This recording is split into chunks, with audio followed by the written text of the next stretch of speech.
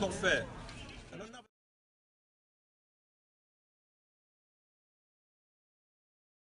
Corbyn, think about the question you asked first as to what we've got on the table right about now. Because at the moment what we've got is a Conservative government. We have a Conservative borough that has neglected this community. Do you know what I mean? That does not see the community, that has disregarded and looked down on working class white people as well as non-white people in this community. They treat us with contempt. Look at the residents, look at where you are, look at the housing there. These are the most marginalised people, in the most vulnerable and marginalised people. The council doesn't hear these people. They don't even see them.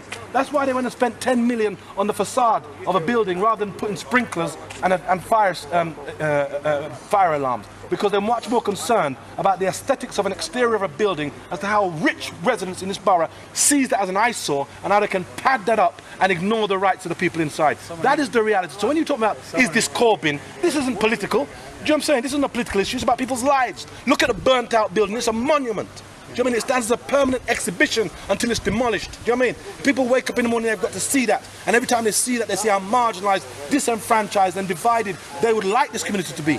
But when they woke up in the morning, what you saw was not just black, white, Muslim, Christian, you saw rich and poor. Because there have been rich people in this community living cheek by jowl with poor black people for generations. This community, when we talk about community, and people like to throw around and take ownership of this community. So when they say, we are in this community, and you see a black person, you think about the black community. Community is made up of layers of people. You have the black community is made up of the African and Caribbean community, of which we have symbolic things like the carnival.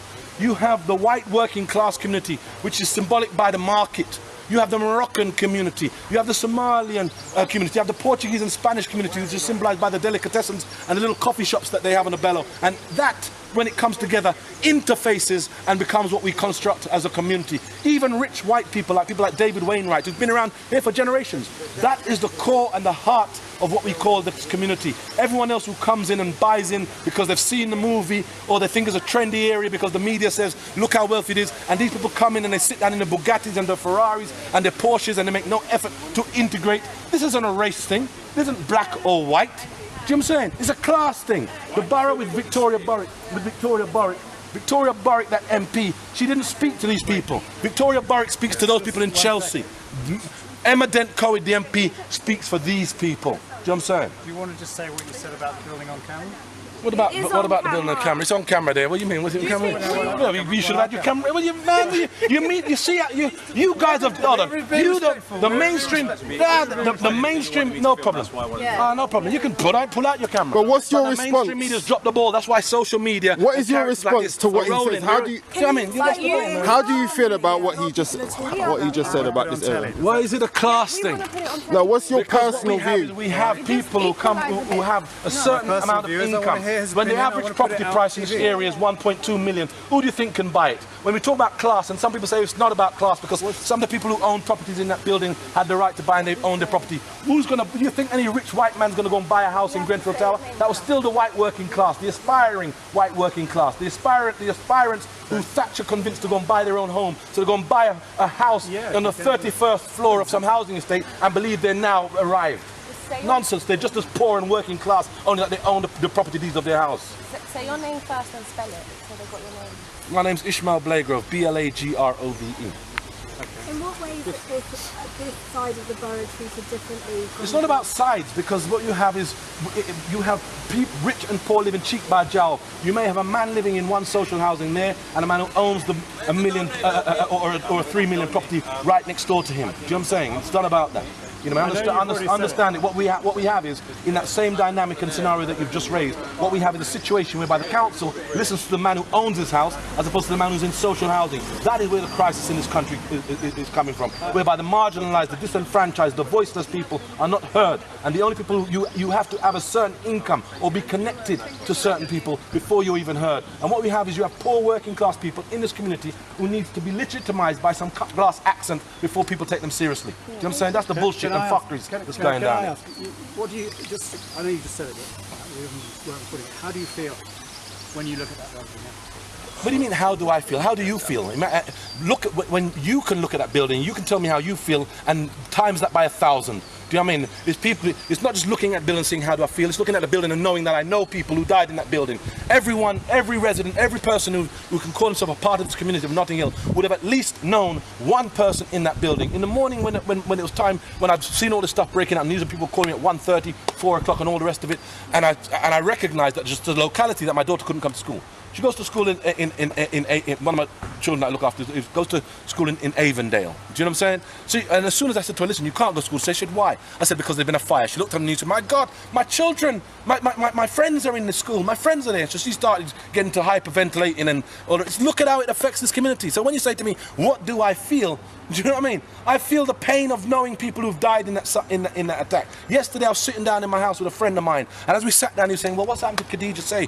Khadija Say is this breaking artist. She's a black young artist just breaking. She's had her first exhibition in Venice. What's happened to her? And she's been messaged on social media that she's alive, then that she hasn't been unidentified, that no one knows where she is. And just as we're talking about this, we get the breaking news on the story, and they put a picture of her on the news saying that she's been one of those who've been identified as a victim. Not necessarily a friend of mine, but we'd have known her. These are people that we are acquainted with and know. Do you know what I mean? Others who would have been friends with them. Another friend I heard jumped from one of the floors. Do you know what I mean? This is the sort of story, the backdrop, do you know what I mean, to these images that you have. You're down here and it's just some sort of feeding frenzy for you to sort of get a new sensational story which you might make your career in terms of breaking this, giving a nice news report. This is a reality that people have to live here day in and day out. People know this. Do you know what I'm saying? It is not just a story. And when we look at this situation, we see that a situation which has been brewing for years.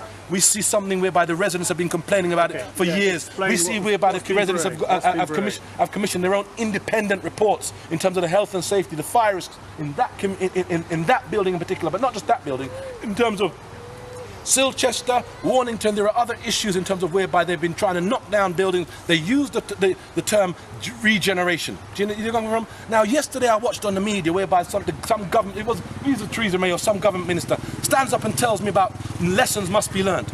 Do not dismiss or think you're going to bury this community in some hollow platitude about lessons will be learned. What lessons are going to be learned? Did you learn anything from Larkin Hill in Camberwell in 2009? You learned fuck all from that. Do you understand me? So don't come and talk about lessons going to be learned. Do not treat this community as some ignorant, low IQ community. Do you know what I'm saying? We're not going to be dismissed with hollow platitudes which you used to bury and give those who are responsible.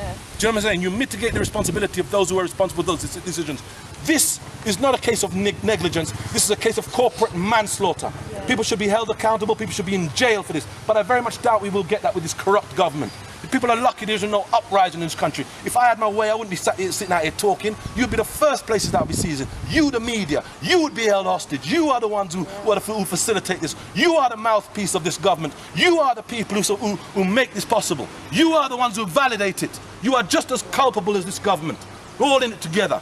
Since Thatcher and Reagan, you've monopolised and capitalised this country. And, you know what I mean? It's not about money. Do you know what I mean? It's about, for them, I had one ITV newsman say, oh, well, look at the real estate here at Nottingham. Is that how you look at it? You see people's lives, you see people in ashes, and you talk about real estate?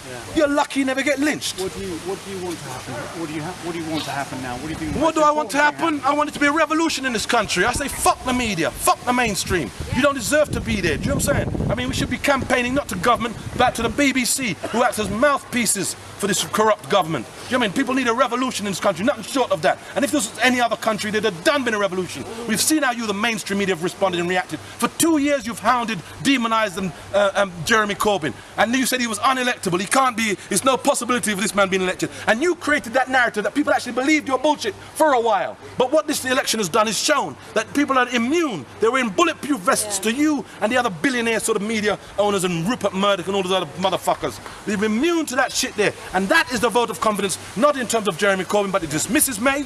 But it also stands up to you as the mainstream media. I say you personally, but I'm identifying you as the mainstream media. Do you understand what I'm saying to you? I'm saying identify as the mainstream media. You are motherfuckers.